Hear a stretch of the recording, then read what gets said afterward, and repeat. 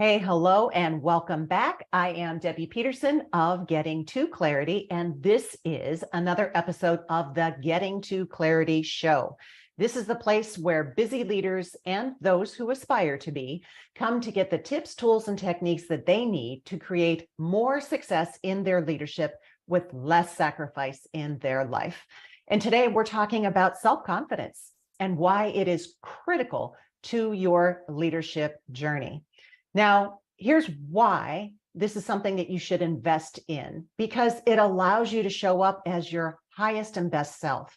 You are walking the talk with your team. You are setting the example, not only for the people that maybe work for you, but the people that work with you.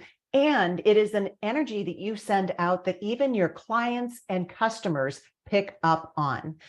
It allows you to be more accomplished as a professional because you're more willing to take risks. You are more willing also to embrace the feedback as a result of the risks that you take, incorporate it, and then up level from there.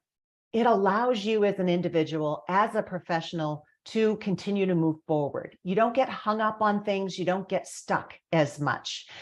You're able to rebound more quickly after a setback.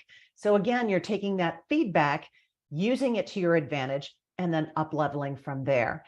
And side bonus, when you work on becoming more self-confident, it also helps you to be less mired in that self-critical thinking. We can be our own worst enemies. And as a matter of fact, I am convinced that we say things to ourselves that we would never say to another human being. So here's what you need to know about it. It's a process.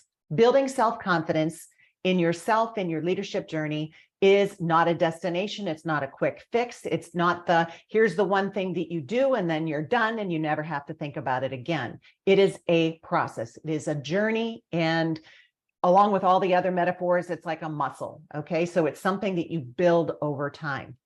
And here's the interesting thing. When it comes to self-confidence, you already have it.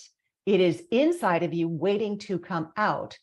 And likely, this is something that you experience in another area of life. So consider the different areas of life. So you have your career, what you do for work. You have health and fitness, your physical body, spirituality, a connection to source or something bigger than you, relationships, usually an intimate relationship, family, relationships with your family members, and personal development, anything that you do to improve yourself outside of your physical body. When you consider all these areas of life, more than likely, there is a particular area or particular areas that you have more confidence in. So, maybe you are on a health and fitness journey, or maybe health and fitness is something that's really important to you. You are disciplined, you feel good. You get your exercise in, you eat well, you drink enough water, do all the things that allow you to feel confident in your physical body.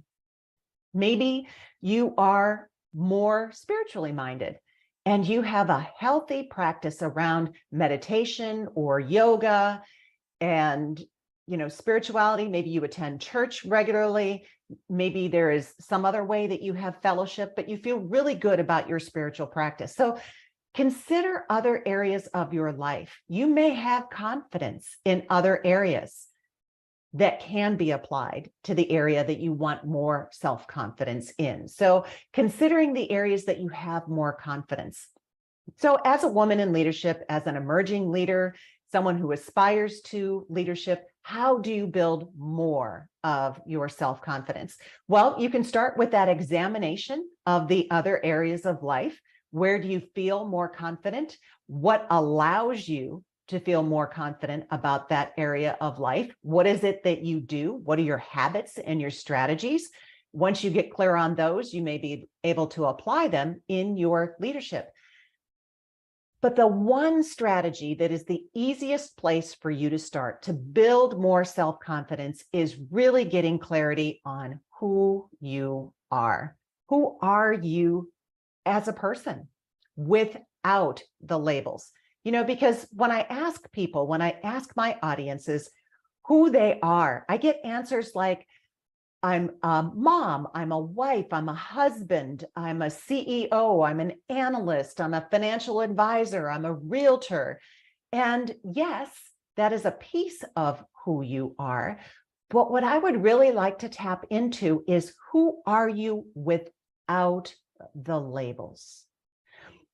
So going underneath that, and if you could describe yourself without using a label, what is it that you would say about yourself?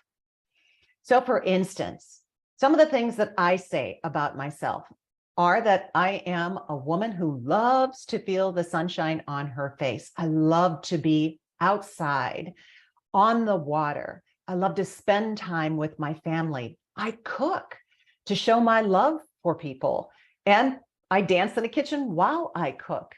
That is just something that's deeply important to me. My family is so important, and I fiercely protect my family. If somebody threatens my family, that doesn't go over too well. I'm also a woman who likes to drive maybe a little fast. I have a competitive sort of edge to my being. So when I think about who I am without the labels, those are some of the things that I think of. I care about relationships. I am protective of relationships. I like to show how I value people, and I do that with cooking. So it may not neatly translate into your leadership journey, but how can you bring more of the essence of who you are into your leadership role, into your work at your organization? So for instance, if you care about people and are protective of relationships, how can you bring more of that into your interactions with your clients or your coworkers? If you enjoy making people feel special, how can you bring more of that you are into your role and display that in your work environment? So start thinking about who you are without the labels. Ask yourself that question, notice what pops up as a result, and start bringing more of that into the workplace, because that is who you are authentically. And when it comes to building self-confidence in your leadership journey, the more authentic that you can be, the more that people pick up on that they know that what they see is what they get. They understand who you are. You are easier to follow and build an environment of trust and loyalty in the workplace. The people that work with you, the people that work for you, and even clients, customers, and people that you serve as part of your work that you do. So I hope this is helpful. Leave me a comment below. Let me know how you tap into who you authentically are, how you discover that. Share below and help someone else tap into their authentic self. So that is my tip for today, to help build your self-confidence to be more authentic in your leadership. So until the next time, here is wishing you all the clarity that you deserve. And if you would like more to be able to tap into your authentic self, then head to www.clarityworkbook.com. And the workbook is meant for a roadmap to help guide you to the next level in your leadership, including understanding who you are. So grab your free resource today, and I will see you soon. Bye-bye.